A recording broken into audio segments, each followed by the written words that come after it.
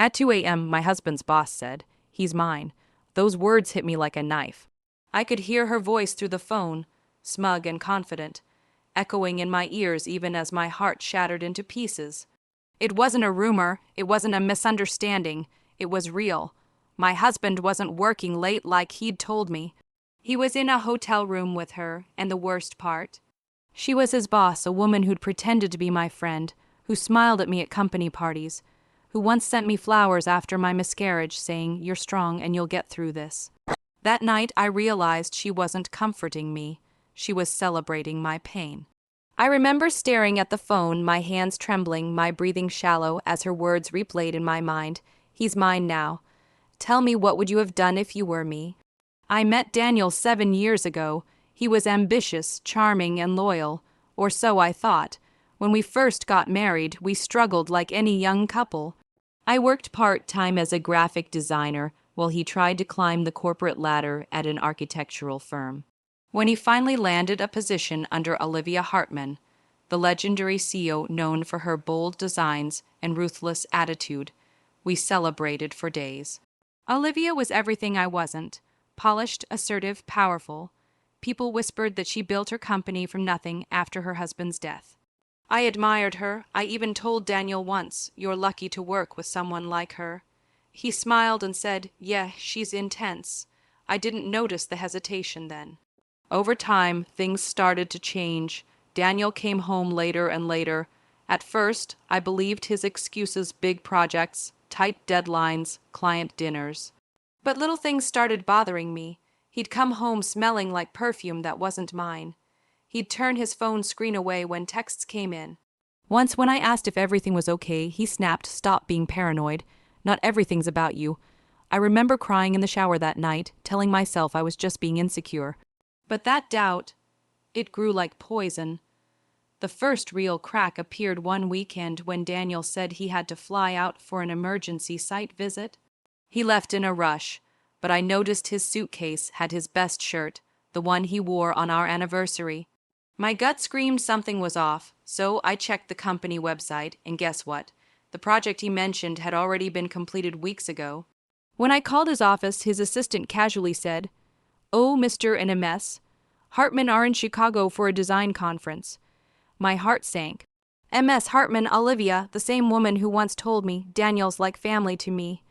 For 2 days, I tried to convince myself it was just business.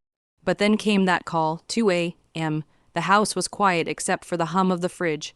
My phone buzzed, and when I picked up, I heard laughter. Then Olivia's voice. "You don't need to worry about him anymore," she said, her tone dripping with arrogance. "He's mine now. Go back to your little designs and your empty house." She hung up before I could say a word. I sat there in the dark, the sound of my own heartbeat filling the room. The next morning, Daniel came home, looking exhausted but strangely calm. He smelled like her perfume. I didn't say anything.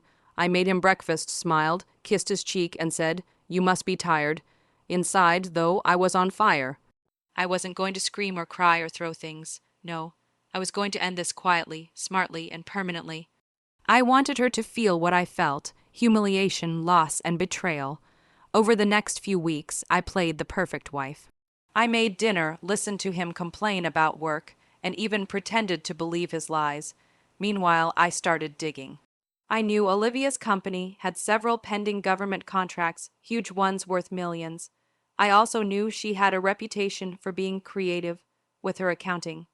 I used my design skills to access the firm's internal network through Daniel's old laptop.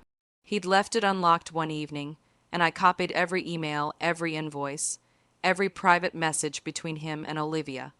And what I found was more explosive than I imagined. They weren't just having an affair. They were laundering money through fake design firms registered under Olivia's name. Daniel was signing off on the paperwork. She was using him as a scapegoat, and he was too blinded by her to see it.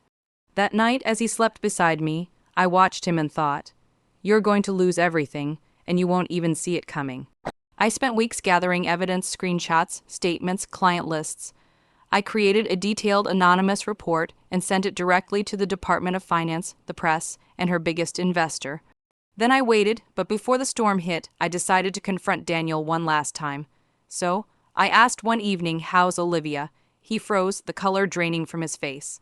"What do you mean?" he stammered. I smiled sweetly. "Oh, nothing. Just wondering if she still thinks you're hers." His jaw clenched. "What are you talking about?" I showed him the call log, her number, her message. He went pale. "It's not what you think," he said weakly. I laughed. "Oh, I think it's exactly what I think." He tried to grab my arm, but I pulled away. "You should start packing, Daniel. I already sent the emails." He didn't understand, at least not yet. 2 days later, the news broke. Hartman Designs under federal investigation for fraud. Olivia's empire collapsed overnight. Her investors withdrew, her board fired her, and the government froze her accounts. The same day, Daniel was called into the office for questioning. He came home that evening, eyes hollow, whispering, "What did you do?" I just looked at him and said, "I did what you and she never could. Something with integrity." So that's the situation I was in. My husband betrayed me with his boss, and I had the power to destroy them both. Before I tell you what happened next, I want you to pause and comment below. What would you have done in my shoes? Would you have exposed them or walked away quietly? Because what came after wasn't the ending anyone expected. A week later, Olivia showed up at my house. I'll never forget that moment.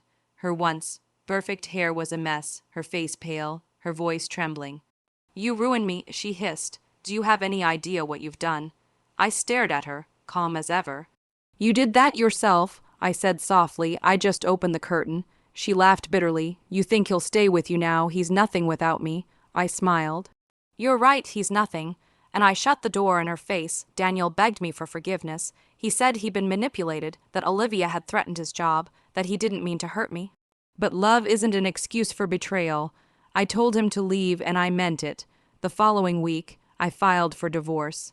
The authorities traced several of the fraudulent transactions to his name, and while Olivia faced major fines and the loss of her company, Daniel ended up with probation and a destroyed reputation. Last I heard, he moved back in with his parents, working part-time at a local store. As for me, I started over. It wasn't easy. The first few months were quiet, almost painfully so, but that quiet became peace. I opened my own design studio, small, honest, and mine. Ironically, some of Olivia's old clients reached out to me. They said they respected how I handled things. They didn't know the full story, but it didn't matter. I rebuilt my life from the ashes they left behind. One evening, about a year later, I received a letter. No return address. Inside was a photo of Olivia's old company building boarded up, abandoned. On the back, in Daniel's handwriting, it said, "I'm sorry." I didn't cry. I just smiled and threw it into the fire. That chapter of my life was over. People often ask me if I regret what I did. Sometimes late at night I think about it. Maybe I could have walked away quietly, saved myself the chaos. But then I remember her voice, the arrogance, the entitlement, the way she said, "He's mine." And I realized she was never talking about love. She was talking about power, and the moment I took that power away, I ended her legacy, so no, I don't regret it. If you were on my side, like this video, if you think I went too far, tell me why in the comments. I want to hear your thoughts. And if you enjoy stories of betrayal, revenge, and quiet justice, don't forget to subscribe for more. Thanks for listening to my story. I'll see you all in the next one.